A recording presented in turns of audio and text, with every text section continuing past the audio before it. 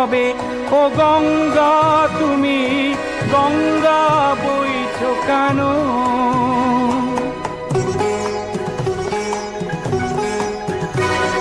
নৈতিকতার স্খলন দেখেও মানবতার পতন দেখেও নির্লজ্জ অলস ভাবে বইছো কেন?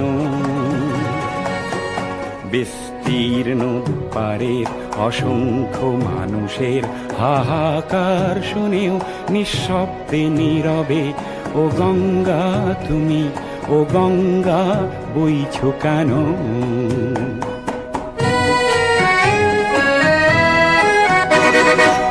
জ্ঞানবিহীন নিরক্ষরের খাদ্যবিহীন নাগরিকের নেতৃবিহীনতায় মৌন কেন?